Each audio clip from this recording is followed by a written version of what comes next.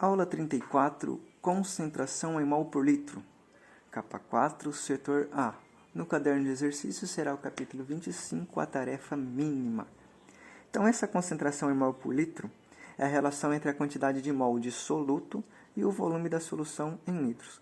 Perceba que quando a gente fala de solução, o item mais importante ou de maior relevância é o soluto, porque o solvente, geralmente, é aquele que dissolve. Não é que ele não tenha uma importância, é que, na verdade, o soluto assume um papel maior por conta de determinar uma maior concentração ou não dessa própria solução. Então, nessa concentração mol por litro, eu tenho duas expressões algébricas possíveis. A primeira, esse mzinho meio manuscrito, que representa a concentração, é igual a nzinho 1 sobre V, onde nzinho 1 representa o número de mols do soluto, claro, dado em mol, e V representa o volume da solução dado em litros. Então, essa é a expressão mais simples para eu calcular a concentração mol por litro, onde eu tenho que ter o número de mols. Para lembrar, olha ali no cantinho, o número de mols é nzinho 1 é igual a mzinho 1 sobre mzão 1 vezes V, onde aquele mzinho 1 representa a massa de soluto e o mzão 1 representa a massa molar. Então, quer dizer que nessa minha expressão, eu posso substituir o valor do número de mols por aqueles componentes ali. Então, ficaria uma segunda forma da expressão. A concentração é igual à massa do soluto dividido pela massa molar vezes o volume. Dadas as massas em grama e grama por mol a massa molar, o volume dado em litros, como era ali em cima. Veja um exemplo da forma simples. Em cada 100 ml de suco gástrico existe 0,0010 mols de ácido clorídrico.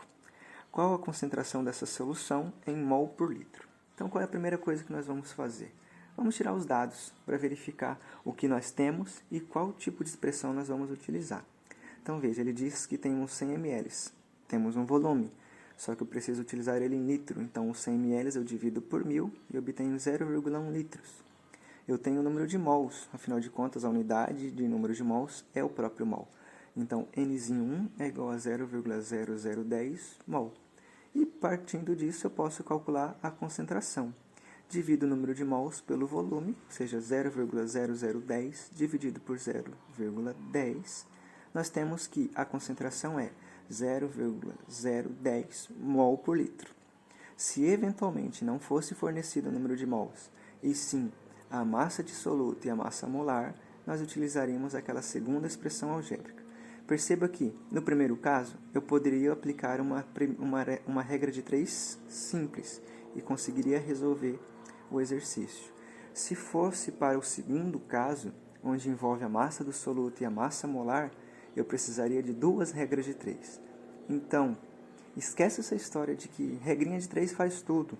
Tenta sempre se basear na própria expressão algébrica, porque você já vai colocar todos os valores dentro dos lugares que eles precisam estar e você vai matar de uma vez por todas sem ter a chance de ter uma dúvida ou de referenciar valores diferentes, valores incorretos na sua regra de 3. Resolva as atividades da capa do caderno de exercícios. Se tiver dúvida, é só me perguntar. Não esqueça de mandar fotos para a gente registrar e ajudar na correção das tarefas.